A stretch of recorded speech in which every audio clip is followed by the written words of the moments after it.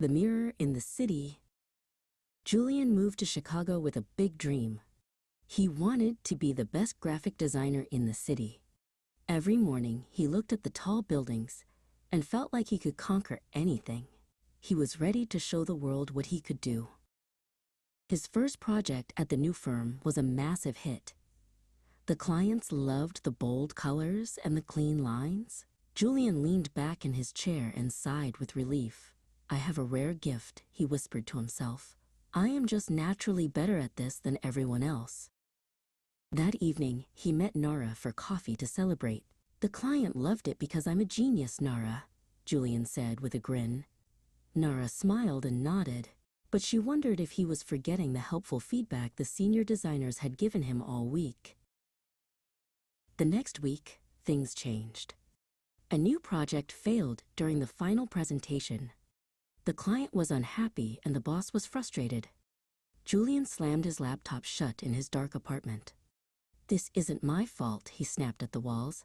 "The client didn't know what they wanted." He met Nara in the park to vent his frustrations. "The software glitched at the worst moment," he claimed, pacing back and forth. "The deadline was too short, and the coffee was bad. It felt like the whole world was against me today." On the weekend, they went to the local courts to play tennis. Julian won the first set easily. He cheered and pumped his fist in the air. "My backhand is unstoppable," he shouted. "I've been training so hard, and my natural athleticism is finally paying off." Then, Julian lost the second set. He missed 3 easy shots in a row and threw his racket down in anger. "The sun was in my eyes," he yelled at the sky, "and the wind kept changing the ball's path. It's impossible to play in these conditions." Nara sat him down on a bench near the court. She looked at him for a long time before speaking. "Julian," she said softly, "when you win, you say it's all your talent. But when you lose, you say it's the sun, the wind, or the software. That's a trap for your mind." Julian went home and looked in the bathroom mirror. He thought about Nara's words and the self-serving bias he had been trapped in. He realized he was only seeing half the truth.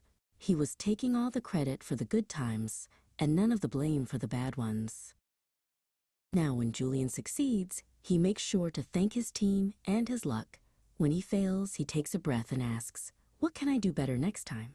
In the busy streets of Chicago, he finally found the balance he needed to truly grow.